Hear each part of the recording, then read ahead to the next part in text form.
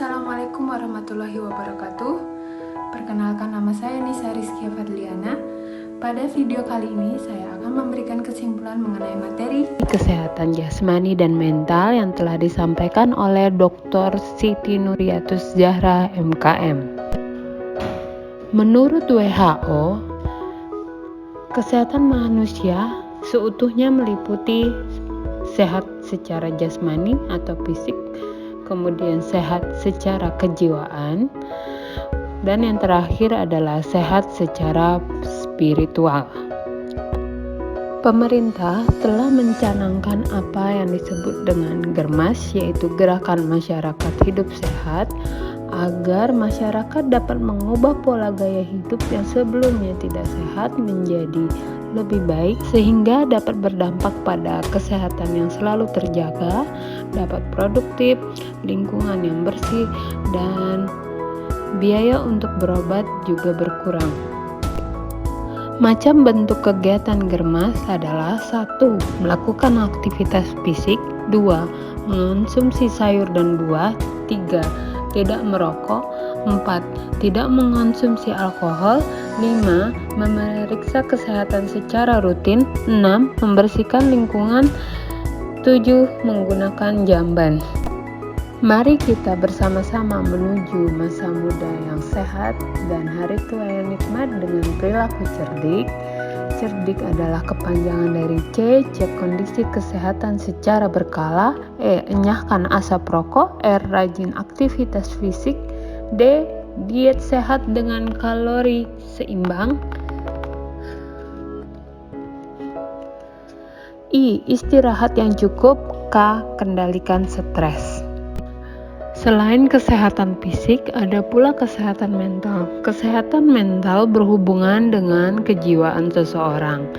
Maka, jika jiwanya terganggu, bisa dikatakan dia mengalami gangguan jiwa.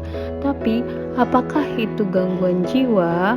Gangguan jiwa adalah kumpulan gejala dari gangguan pikiran, gangguan perasaan, dan gangguan tingkah laku yang menimbulkan penderitaan dan terganggunya fungsi sehari-hari dari orang tersebut. Ada 3 penyebab gangguan jiwa. Yang pertama biologis, yaitu keturunan dan ketidakseimbangan zat di otak akibat cedera. Kemudian yang kedua psikologis, tidak bisa menyesuaikan diri dengan perubahan yang terjadi di lingkungan. Dan yang ketiga adalah sosial, adanya masalah yang tidak dapat diatasi dan dukungan yang kurang dari keluarga serta lingkungan. Adapun gangguan jiwa yang sering ditemukan di masyarakat adalah 1. Gangguan cemas, kemudian kedua gangguan depresi, kemudian ketiga gangguan jiwa berat atau psikosis. Menurut Undang-Undang Republik Indonesia Nomor 18 Tahun 2014 tentang Kesehatan Jiwa, terdapat ODMK, yaitu orang dengan masalah kejiwaan. Kemudian ada ODGJ, yaitu orang dengan gangguan jiwa. Menurut data tahun 2013, 5 gejala terbanyak pada penduduk yang mengalami gangguan mental emosional adalah 1. Mempunyai pikiran untuk mengakhiri hidupnya.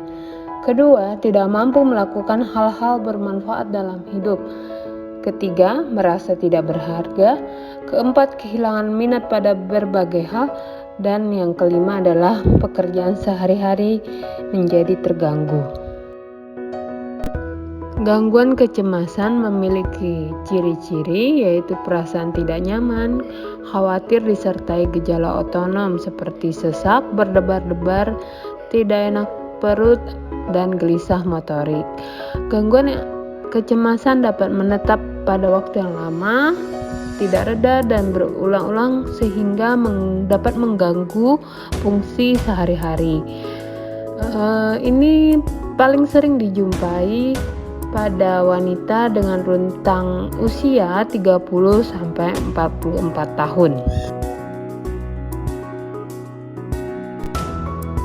Kemudian ada depresi. Depresi itu memiliki gejala utama seperti sedih, murung yang hampir terjadi tiap hari, kehilangan minat pada kegiatan yang sebelumnya dirasa menyenangkan, kemudian tidak bertenaga dan mudah lelah, sehingga dapat menyebabkan aktivitas yang menurun. Adapun gejala tambahan dari depresi ialah konsentrasi dan perhatian menurun, kemudian harga diri turun, kemudian rasa bersalah, pesimistik, gangguan tidur, gangguan pola makan, dan yang terakhir terdapat ide untuk melakukan bunuh diri. Selanjutnya ada psikotik. Psikotik adalah gangguan jiwa yang ditandai dengan ketidakmampuan individu menilai kenyataan yang terjadi. Misalnya terdapat halusinasi, terus pembicaraan yang irrelevan, kemudian perilaku menarik diri, mengabaikan tanggung jawab, emosi datar, tidak ada energi, tidak ada motivasi, dan interaksi sosial semakin berkurang. Umumnya, psikotik diderita oleh laki-laki dengan rentang usia 15 sampai 25 tahun. Psikotik dikatakan akut bila itu terjadi selama 3 bulan dan akan dikatakan kronis bila terjadi lebih dari 3 bulan.